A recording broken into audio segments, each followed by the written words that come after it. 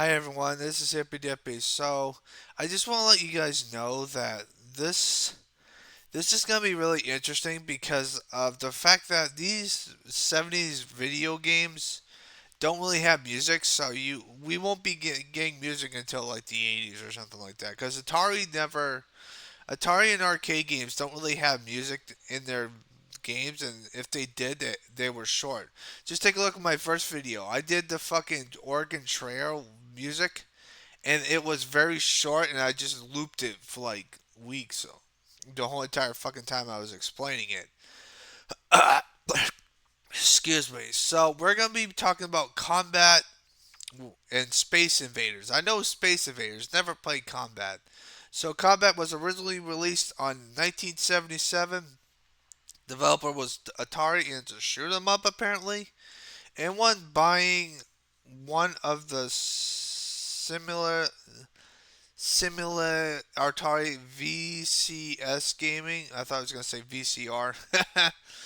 Gaming consoles would find that the combat cartridge bundle as a part of the package. Oh, so it came with the system itself. Okay. So from the 5 years following its launch in 1977, millions slammed the plastic wedge into their Foxwood grind machines and thumbed away a rubberized joystick, lobbing Square Electronics bullets at the person couch next to them. Yep, okay, so it's a shoot. Well, it is a shoot 'em up. And yet the chunky tanks, jet fighters, and bombers, eternally warning in combat, never quite managed to enter the public consciousness in the same way as Pac-Man, Space Invaders, or Mario. Which that's kind of ironic since we're going to be talking about we're going to be reading about Space Invaders in the next game on the list because it's right there. You can tell by it. I have played Space Invaders, never played Combat though. That's because the enemy in combat was us. It's easy to forget that before games evolved into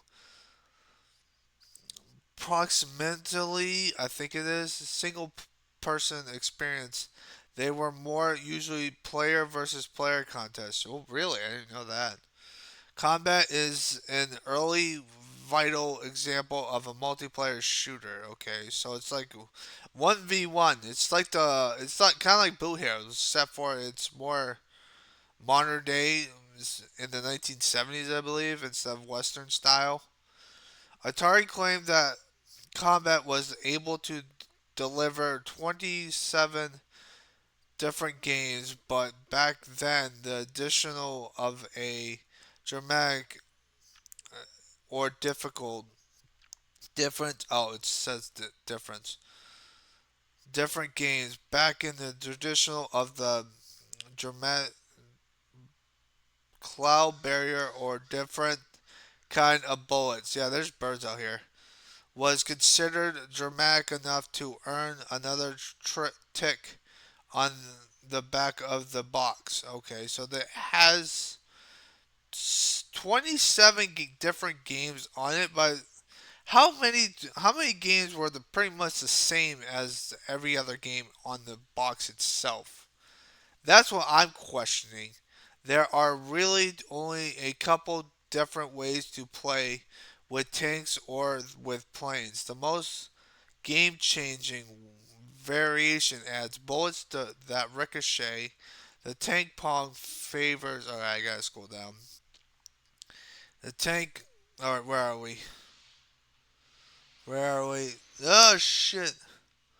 Plastic wedges. Okay, I just scrolled down way too fast.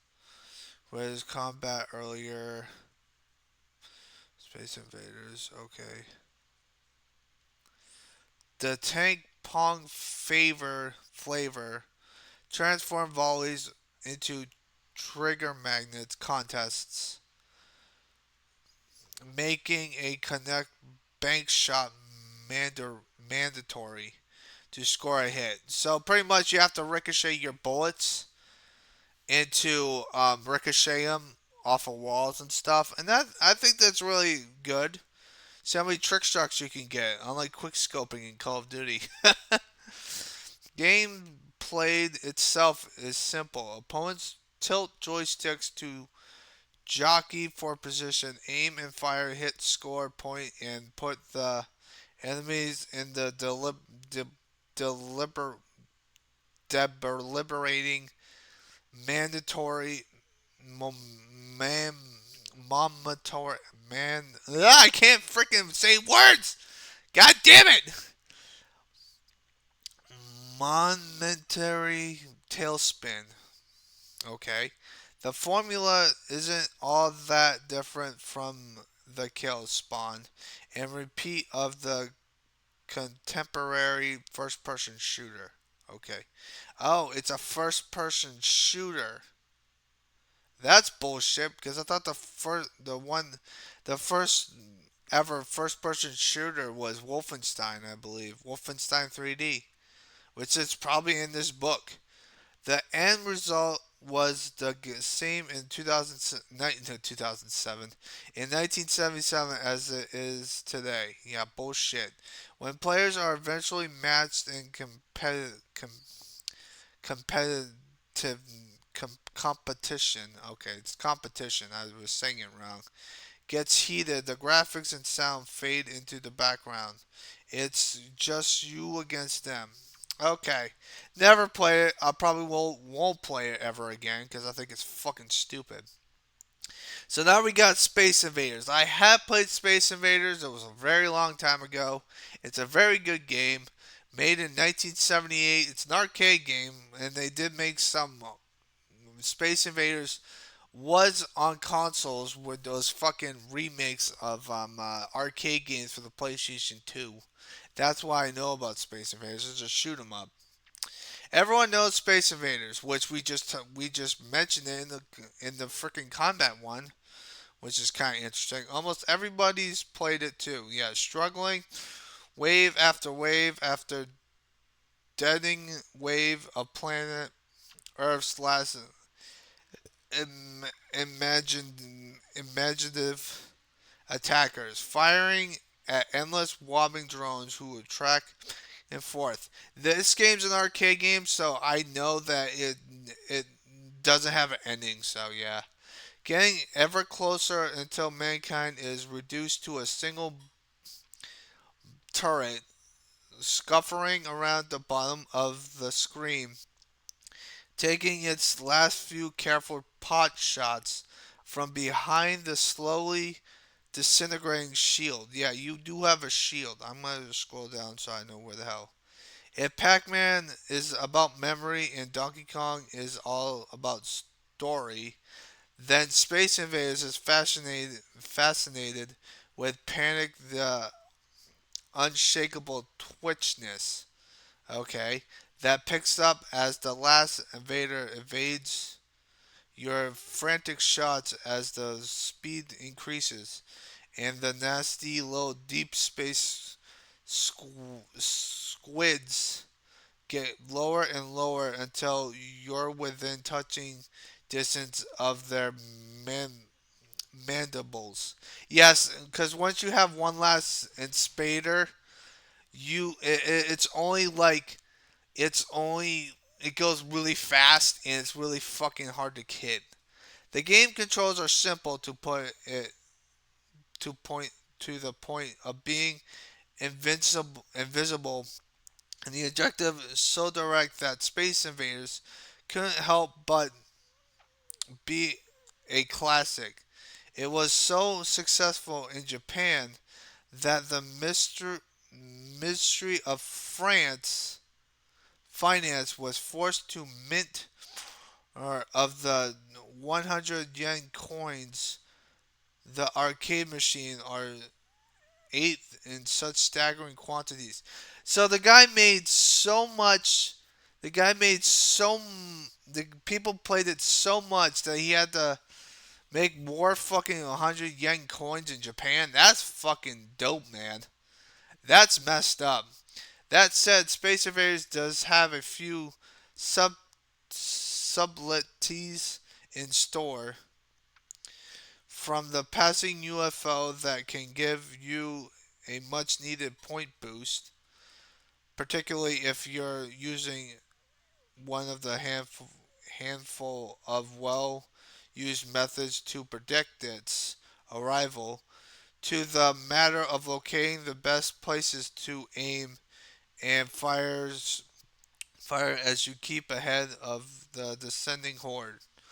Spend sparse, I think sparse, I don't know, and monochromatic chronomatic Space Invaders is one of those games whose appeal younger generation will struggle to understand. It's pretty simple, really.